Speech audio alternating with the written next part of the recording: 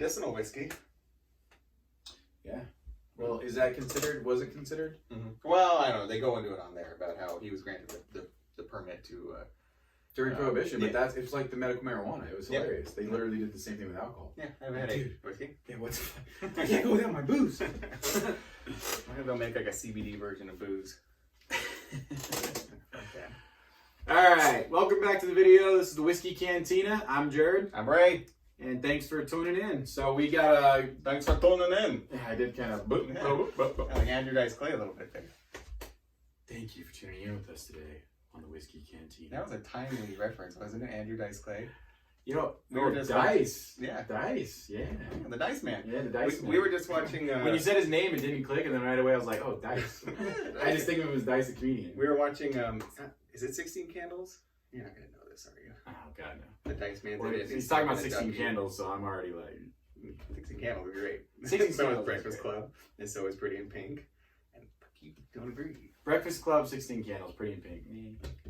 Okay. What's the name of the guy? Which guy? The guy who passed away. If I could think of his name, I would have said it, but I started discovering I can't think of his name. What's his name? I don't know. What are we drinking? Famous. I know. I was trying to think of his name the whole time. We're drinking some good stuff. Back to what we know, okay? Sorry we don't know much about 16 Candles. Raymond does, but I Ducky, baby. Back to straight Kentucky bourbon. You know, I think we called we called this the granddaddy or the grandfather. So are we changing our name to the Bourbon Cantina yet? No, because we've technically done Irish. We've dipped our toes. We've dipped our toes. We need to dip our toes more in rye. We need to dip our toes more in, but we need you guys to support us, and we need you guys to tell us what to drink. Tell us what to drink. Tell us what you want to see. We'll get it, man. You leave one comment telling us what to, as long as it's not vodka, we will buy it. Vodka? No. I said as long as it's not vodka. Maybe tequila. Good video though. Honestly, going back to Old Forester, going back to their Whiskey Rose series. So we're going to do the 1920 Prohibition, 115 proof. I mentioned Whiskey Rose series. Just so you guys know, Old Forester, owned by Brown-Forman. Gosh, I mean, Brown-Forman, they've been distilling since the late 1800s. They made it through Prohibition. They were one of the only ones. I think Raymond was mentioning. They're making the medicinal whiskey. Yeah, so this was considered part of it, right? This bottle. So this is very healthy. Yeah, this is very healthy. Yeah. So we are literally drinking medicine. The doctor says I can have at least 2 glasses a day, and I usually follow it up with some NyQuil. Oh, I'm calling myself doctor now, by the way. So. Okay, Let's talk about the Whiskey Row a little bit. I want to just what are the other ones? Okay, so Whiskey Row. So just so you know, in Kentucky, there's the Whiskey Row. So you got Rabbit Hole. Gosh, I'm gonna draw a blank right now. Old Forester, Angel's Envy. You've got tons of different distilleries on this specific street or series of streets in Kentucky where you can actually go to the distilleries, try their stuff, take a tour. It's very, very cool. Kind of like a bucket list type thing. That being said, this was called the Whiskey Rose series from Old Forester. Yeah. And this was specifically I think we wrote some stuff down. 1870, they have a bottle. That's the OG bottle. That's the OG bottle. That's the original batch. Yes. Right? They call that the original batch, the OB. Then they have an 1897, and then that's going to be your bottled and bond. I think we mentioned in one of the Evan Williams bottled and bond videos, specifically bottled and bond, that was the late 19th century when that went into, that was enacted. So then that was the 1897 pre-20th century.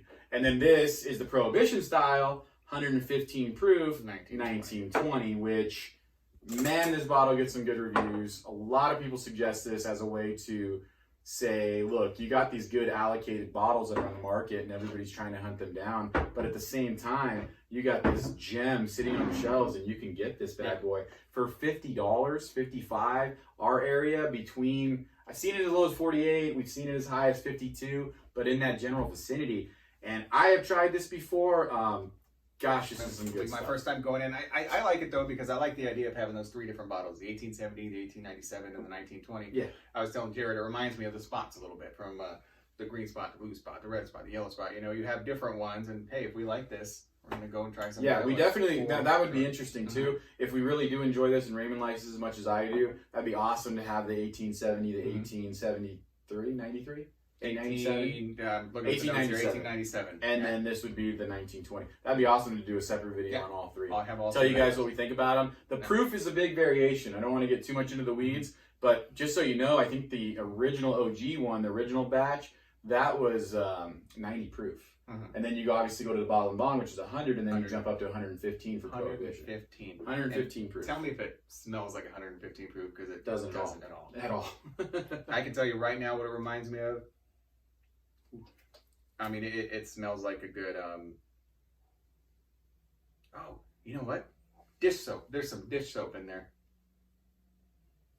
There's something chemically kind of I smell dish soap. I don't know how else to explain it. But there's sweetness to it for sure. There's definitely sweetness to it. It's right. 115 proof. You're not getting overwhelmed by alcohol. No, I think the dish soap smell is the ethanol smell for me, but it's not a burning ethanol. Do you think we were talking about the mash bill, and this has an 18% rye, and I mean they say baking spices. They say baking spices. It doesn't work. But do you think that's part of what we're smelling a little bit on that? Maybe that's like the baking spice, that high rye content. Maybe it's because we don't cook. Yeah, well, at all. Well, even if I do cook, but I don't use he baking smokes spices. things. I smoke things. I don't bake things. Say that like it's a negative thing. We're supposed to be picking up on some apple and some cherry. Baking spices, I do think baking spices. I think that's what we're picking up on. Yeah, a little bit of a spice note. There's some apple though. I'm amazed at the fact that I can just dump my whole entire nose into the glass and I don't get any of it. That size of a nose. On the palate, we're anticipating some toasted oak, obviously, and then the baking spices. We're supposed to pick up on those a lot. Now this, man, talk about high rye. 18%. You know what's funny is you literally get toasted oak for sure, baking spices for sure, high rye, but you only get the burn at the base of the neck. You really don't get it throughout the whole entire throat. I got the burn right away, but I also got a lot of marshmallow right up front, toasted marshmallow. I mean, you taste the 115. Don't get me wrong. I think we're tasting a lot of the rye too. Yeah, you taste the proof, but you get the baking spices and you get that toasted sourdough. Yes. Oh wow. Yeah, or like I love squaw, even like a squaw. You know, something like a really rich bread. Oh, I thought you were talking about Indian. Huh? Squaw. Oh, squaw. That stunned me. So this is a high rye. We've talked about high rye before, but I don't think in any of the other times that we said high rye, it was 18%. No, yeah, right. We said it at 11%. Yeah, we've said high. I mean, anything technically, yeah, we talked about 11% plus is considered high rye. I mean, I think they call Wild Turkey a high rye. That's literally on the bottle. Whereas this is actually 18%, and we are getting those rye notes. Yeah. And it's so smooth. All the way down. I mean, there's a good amount of burn, but you get the 115 proof. You can't lie. I mean, 115 proof, that's your max proof. Unless you're talking, just so you guys know, in the U.S., there's specific stipulations. The highest proof bourbon you can actually buy in the United States is 125 proof. Just so you guys know. We're 10 proof away. I mean, most of the George T. Stag, or is it the Junior Stag?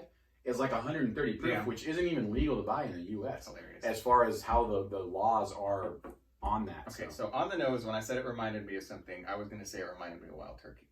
Toasted, yes. Sorry, I'm trying to. Okay. I want to give this its just due. I don't want to this one's interesting to me because I'm still picking up. Every flavor is toasted with this. It's all toasted. I'm picking up on marshmallow. But even you get it in the marshmallow, you get it in your mouth. You get a little bit of that toast.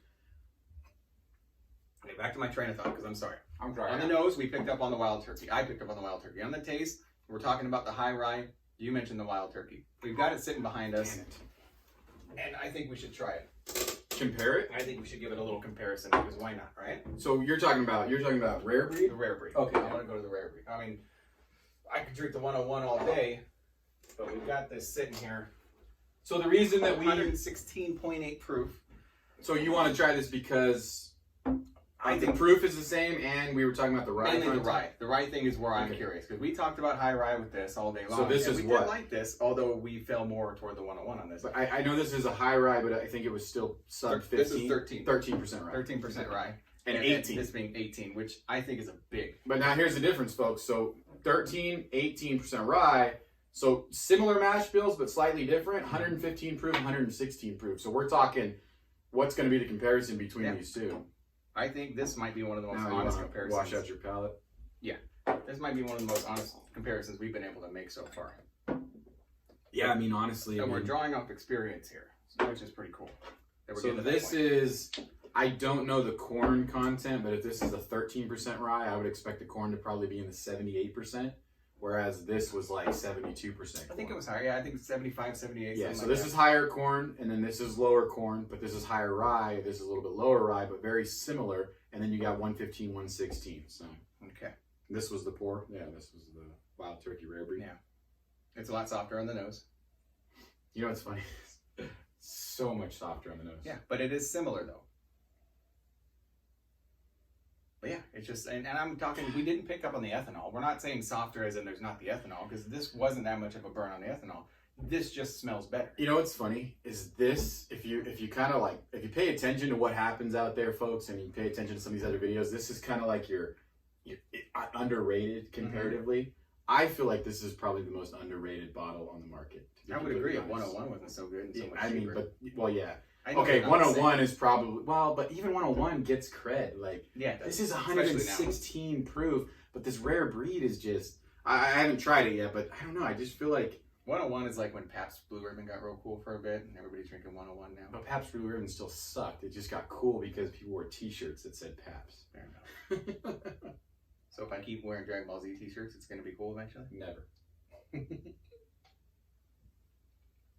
Yeah, it's not the same. It's still really good, but it's not the same. This is just like heavy caramel. It's really sweet. It's heavy. Very caramel. heavy caramel. This is so much more complex. No caramel, heavy caramel. Yeah, this is almost pure caramel. Yeah. I could. And you know what's funny is now that I tried this with the heavy caramel, mm-hmm. Now I know what they were talking about with floral. Like, I mean fruit. The fruit, yeah. Yeah, the fruit. I thought you were going to say the rye more, but because, yeah, I mean, this, isn't that funny though? Like, we're talking like 6% variation in corn, 6%, 5% variation in rye, mm-hmm.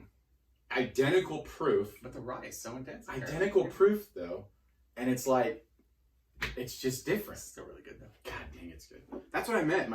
Okay, you know what, folks? And we did the E.H. Taylor, and we talk about Buffalo Trace. That stuff's amazing. Don't get me wrong, but there's so much good stuff out there. Spend the $50. This is a $50 range. Spend the money. $40 to $50 range, actually. And then when you pull them out, though, pull them out together to find, what is prevalent in one and what's not in another. Because doing this has given me a lot of appreciation for this. Yeah. That I didn't have going forward. This is good top shelf stuff that's very competitive and very delicious. Two great, well-respected brands. I mean, I know we stuck with the Old Forester, but we brought this bad boy out. I'm going to give it its just due too, but god dang, this is good stuff. Yeah. This is good. This is, Pretty in Pink, and this is Breakfast Club. Damn. Why can't you just talk about something cool for once? All right, people. I think we're going to cut it here. Drink safe, drink smart. Join us again next time, please. Click that like button. Still. Yeah. Click the like button. Click subscribe. Like Raymond said, drink safe, drink responsibly. Leave us a damn comment. Do this on your own, man. This is fun stuff. And let us know how it was. Let us know how it was. Give us some comments. And like I said, if you guys have any suggestions, I think with how good this is and how much Raymond liked it, we're definitely going down the risky road. Yeah. That's for sure. And the risky road, not the whiskey road. The whiskey road. Did I go risky? Mm-hmm. Risky. All right, guys. Thank you. Thank you. And cheers. We'll see you next time. Cheers. Clay.